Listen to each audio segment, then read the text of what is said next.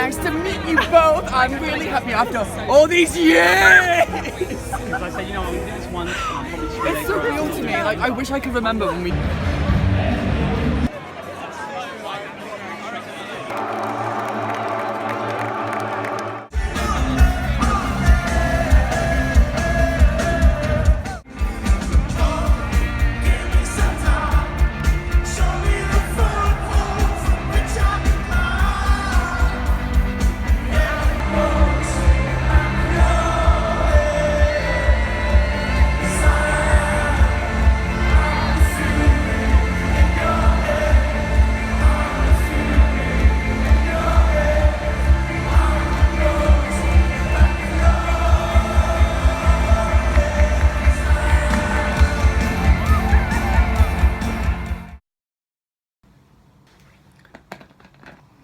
Hi, just finishing my orange and mango juice. Please ignore this lighting coming through my blind. Part of me kind of likes it.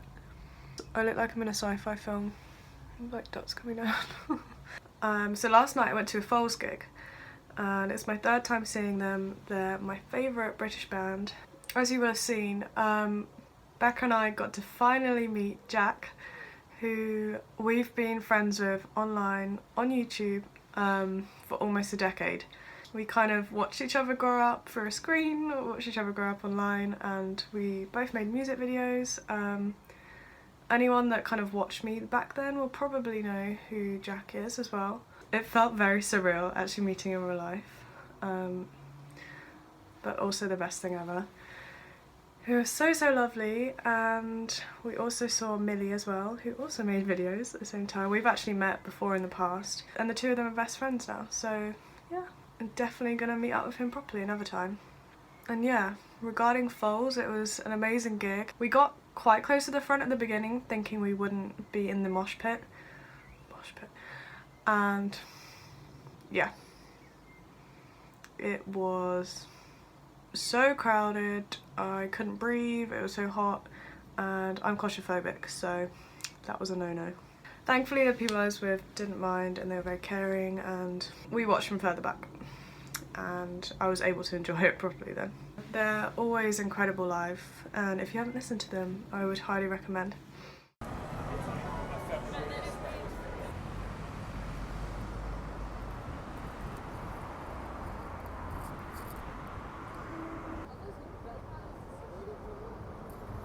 Not just, you know, us having the meetings, but it's also about all of us going out there in the world and having conversations with people as well. You know, for example, people who are kind of dismissive and of anything that's going on because they think it's oppressing, you know, their specific group or one group that they identify with. It's about going out there and saying, right, okay, well, instead of being aggressive, instead of, you know, shutting down from it, why don't you come and talk about it? These are small steps, and it's incredibly frustrating, and that attitude, you know, they're not good enough, it's still prevalent.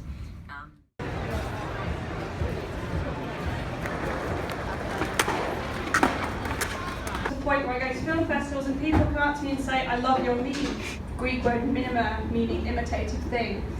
He was talking about a concept that described evolutionary behaviour. So the idea that ideas can spread through tunes, catchphrases, fashions, any behaviour in humans that is kind of easily imitated. The dank meme.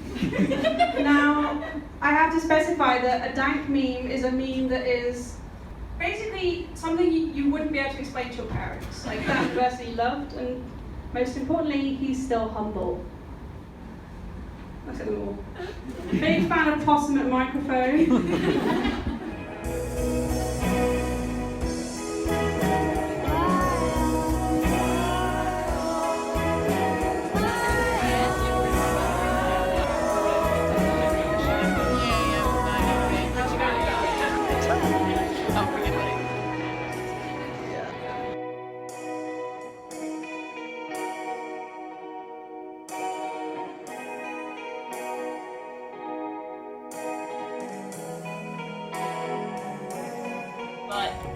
Honestly, if you told me maybe a year ago that I would be at the British Film Institute talking about thirst, I'd be very surprised indeed. The Daily Express, for example, wrote that young women were being corrupted by seeing Valentino's films and by his kind of toxic, effeminate influence on society in many corners. Deny it she will, submerge and repress it too often she must, but it's there. The poetry of the senses has its call for her, too.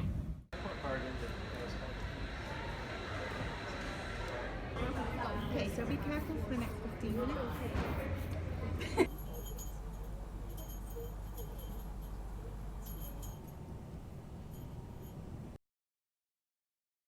So today I went to the Women with a Movie Camera Summit, and it's an event created by the BFI of different talks and panel discussions. It was all about reframing the conversation around women in film.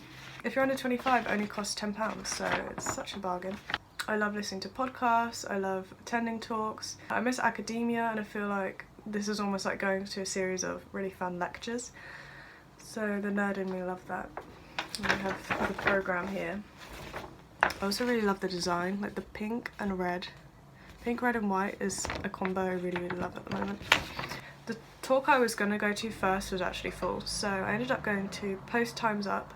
It was about the Me Too movement and how it's developed and what we can do going forward, and discussions around intersectionality, which is really important. There was a lot to take away about communication and the power of people speaking up. One of the speakers talked about the importance of engaging with people that don't agree with you instead of just shutting them down and then never having any dialogue about it, as hard as that can be sometimes. The speakers were all so enlightening and very inspiring women, as were all the people I saw today. The second talk I went to was a really fun one. It was called The Memification of Feminism, and it was run by the associate editor of Little White Lies, which is my favourite magazine. The description talks about how meme culture is inextricable from fourth wave feminism and pop culture. It was an amazing talk about where memes came from, what they are, how a whole new generation of people connect with cinema through meme culture. Also the trend at the moment of corporations using memes because they know that's what will garner attention. How feminism is being branded in a certain way. Hannah Woodhead, who gave the talk, she made a really good point about how these phrases are being adopted by like big corporations, like girl boss, and they're put on t-shirts. And yet the conditions in which they're made are often not very ethical. So yeah, it becomes very questionable. People are adopting this messaging because it's trendy, it's cool. It can be positive, but also has many faults to it as well. Yeah. That's a whole topic in itself. I'm not going to go into that. Not now, anyway.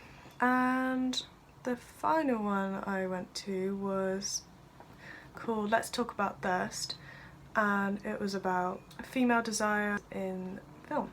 And the backlash has been against female critics who talk openly about their desire for certain characters on screen, or in the same way that male critics have been able to. The speaker was a writer and critic, I believe, Christina Newland. It was such an eloquent talk filled with many illuminating clips, a lot of scenes from certain films. Yeah, it's something that's being discussed more and more. My brain is kind of turned to mush, so I can't really articulate anything eloquently now. But it was a really fascinating talk. They gave out really cute tote bags, and I love my tote bags. Another thing, while I was there, someone tapped me on the shoulder and I realised it was Steph, another one of my YouTube friends that I have never met in real life yet. We've known each other online for a long time. So that was all in the space of 24 hours. I've met 2 YouTube friends for the first time now, and she was lovely and it was so great to be able to meet her as well. They had a pop-up nail bar and you could get your nails done for only £10, which is such good value. And I went for a burgundy kind of colour, and you could get nail art, and I chose this lightning bolt. Sorry, my camera's kind of shit, so you can't see it well. I haven't had my nails done in years, so exciting. Although me being clumsy, I smudged them within 5 minutes and had to run back and ask them to top it up. Oops. And another cool thing is that they had a tattoo artist doing temporary tattoos that she designs herself. I love this design so much. Really beautiful. So yeah, I feel like I've been talking for ages now, so I'm gonna go. Thank you so much for watching, and I'll see you soon. Bye.